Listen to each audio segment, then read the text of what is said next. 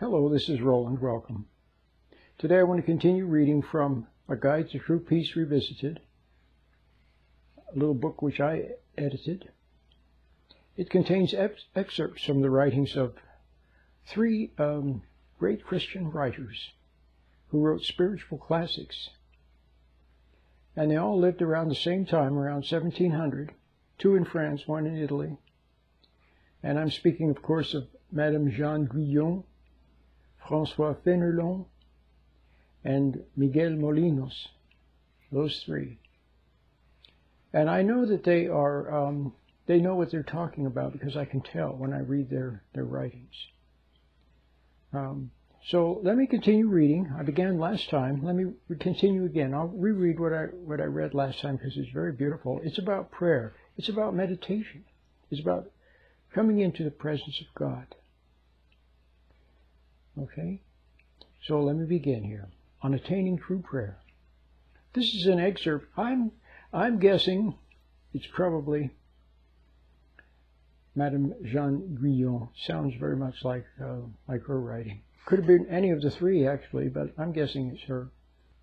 The sort of prayer to which we have alluded is that of inward silence, wherein the soul, abstracted from all outward things, in holy stillness, humble reverence, and lively faith, waits patiently to feel the divine presence and to receive the precious influence of the Holy Spirit. Now, what she's talking about here is becoming still. What she's talking about here is how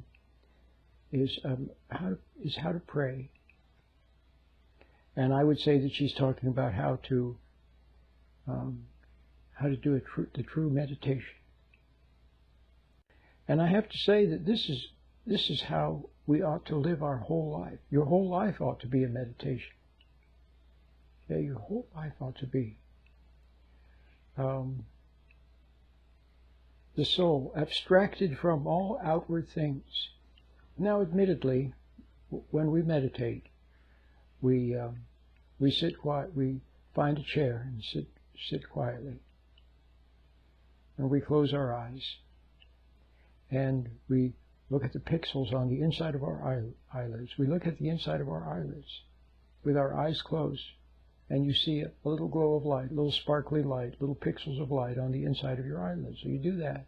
And at the same time, you become aware of your hand or your hands, so that you can begin to feel a flow of life into your hands.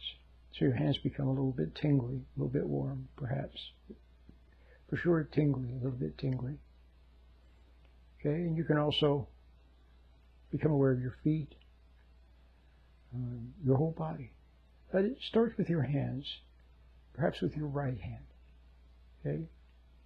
Or both hands if you like. So you see how simple that is. You sit down, close your eyes, look at the inside of your eyelids, and become aware of your hand. What could be simpler? Okay? So that is how the soul draws nearer to God. The soul abstracts from the thought stream. See, there are two areas that the soul needs to stand back from. To have a little bit of distance, a little bit of detachment.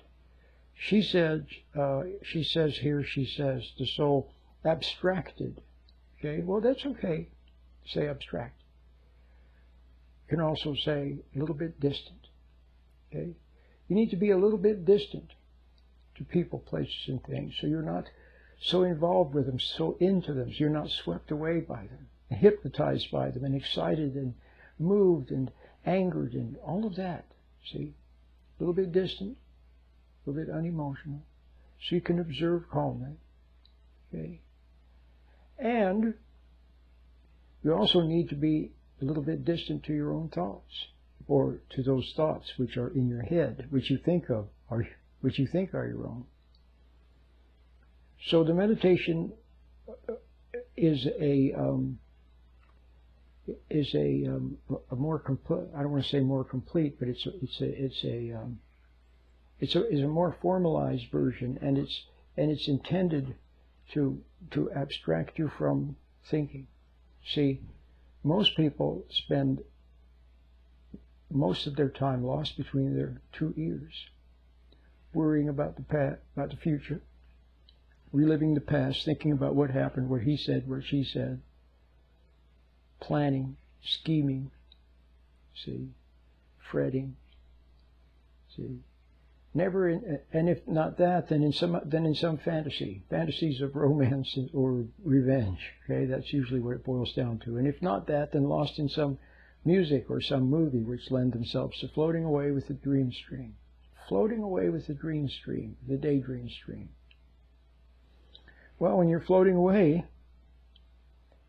see, how can the soul, how can thoughts be subject to the soul if the soul is floating away with them? See, if you're sitting on the bank of a river, watching the river flow by, that's one thing. But if you jump into the river and go floating down the river, now you're subject to it, aren't you? Then you have to struggle against it. No, you need to be sitting on the bank of the river, or you're like the general standing in the general in the grandstand watching the soldiers parade by. See, you're watching it go by. Or you go to a parade, a big Easter parade, and so there you are. Maybe you're sitting in some nice chairs and you're watching the parade go by. You don't jump into the parade, you watch it go by. So that's the very important thing that meditation helps you to do, because most of people's problems is right between their own two ears, lost in thinking and thoughts. And the thoughts always become negative, and they fool you, and they trick you, and your emotions deceive you. See? But you don't have control of them because you're lost in them. So that's what the meditation does. But as I said, you ought to live your whole life, where you go out in the world and you could still, work and do business and be a mom or a dad, a friend, a neighbor, have recreation, read. You can do everything, okay? But just not so emotionally close to people, places, and things, so that they impinge upon you, and so that they stress you, and so that you react to them, see, and give up energy to them, and become upset by them, and involved with them. A little bit distant, that's all. So now listen again. Isn't this the way we ought to live our lives? The soul, abstracted from all outward things, in holy stillness, humble reverence, and lively faith, waits patiently to feel the divine presence and to receive the precious influence of the Holy Spirit. See, you have to wait upon these things. You can't make them happen. See, you wait upon God. Wait patiently. Okay? For the infilling of that which you don't deserve. None of us deserve anything. Okay? But you wait patiently to receive that which you don't deserve, and then for that for which you are grateful. And faith means waiting patiently without anxiety. Okay? In holy stillness. Waiting in holy stillness. Now this is very interesting. I was thinking this morning, stillness. A lot of times when we think of stillness, we think of quiet. Okay? But you know something? Stillness also means not moving. Still, without movement. Like a still landscape. Still. See, the soul is always escaping. The soul is always moving. Escaping into thoughts and into everything. Emotions. What is emotion but movement? See, emotion is electrical and hormonal movement as the body prepares for action or takes action. See, so soul escapes into feelings and into thoughts and into everything. The soul escapes in and moves away from the center. Moves farther and farther away from the center and gets more and more caught up in especially in thoughts, going round and round and round. But if the soul can become still, see, stand back and observe thoughts. Thoughts go floating by. They'll try to pull you in, but you just stand back and observe them calmly. Watch them go by. And you see all the hustle and bustle of the world. Okay? Everything is beckoning you to give of yourself, to give money and energy and time, to get excited. And see, that's what it does. It wants to catch your attention, capture your attention, and then get you emotional. What is the beautiful Desiderata? Let me get it here. The Desiderata says it also very well. So, but I want to say that stillness, your soul needs to be still. So you can be, we're sitting on the planet here. We're sitting on the planet Earth, which goes around, makes a complete revolution once every 24 hours. And the equator is about 25,000 miles around. So if you're near the equator, you're going 1,000 miles an hour. Okay. Not only that, but the Earth is moving through space around the sun, and then the galaxy, or the solar system of which we're a part, is moving, and everything is moving. So who knows how fast you're moving? But you have to compare it to something. But you're moving. Or you can be out. But see, you can meditate on an airplane. You can be on an airplane. You're going 600-700 miles an hour. And you can meditate. Your soul can become still. The body is moving in time. How do we measure speed? But by distance over time. It's all measured in time. But the soul, when it becomes abstracted, as Madame Guyon said, and the soul, when it stands back, it's outside of time. That's right, it's outside of time. Now, there's a lot of good things I could say about that. But the soul, when it meditates, when it's abstracted, it's outside of time. Okay? And there the soul is subject only to God. See? And then, when the soul learns to do that, and then to descend after meditation gently to the mind, then the soul begins to command the mind and the body and events around you. Okay? Because the soul is subject only to God. Now, now do you see stillness means being still? And when the soul is still, it can take a divine imprint. Just like when you take a picture with a camera, you hold it still, you can take a snapshot. The soul is like a lens, and the divine imprint from God comes through the still soul, see, and projects into your mind, your body, your inner being. You see?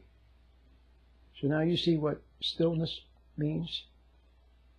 It means the soul being quiet. Why? It says in the Bible, in the Old Testament, it says, God says, through his prophet Jeremiah, he says, be still and know that I am God. Be still and know that I am God. Okay? Now let's look at the Desiderata. I've got it right over here.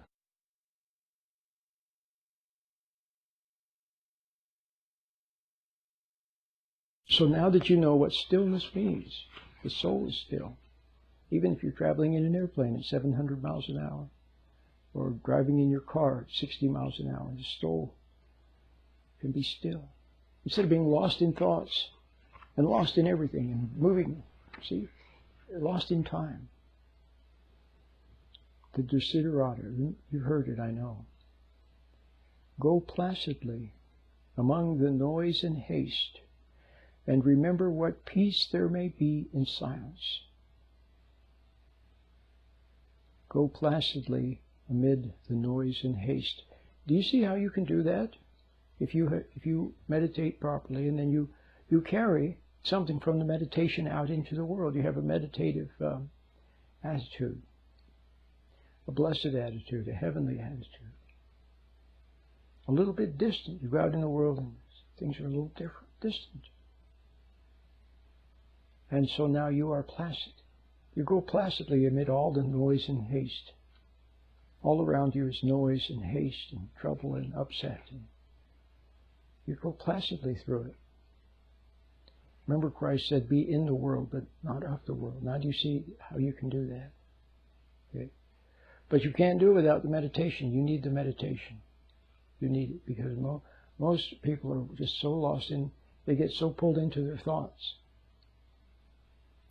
that they're gone. Not to mention everything else. You need to learn the discipline of meditation so you can find out what it means to be a little bit distant. See, I'm sure you've had that before. In fact, you had it quite a bit when you were a little child. Remember when you were a little child? And around you things were happening and you just looked, just observed. The example I always give is you were in the back seat of the car and Mommy or Daddy was driving. And maybe they were talking. You looked out the window and you saw cars and houses and people and trees and many wonderful things. And your parents were talking. And you just saw it. Okay, it didn't impinge upon you. You just observed many things when you were a little child. Well, that was very. That's the little bit of a distant feeling. That's what you need to refine, what you once had, and the meditation will help you to refine that. And then you'll be able to go placidly, see, amid the noise and haste. My name is Roland.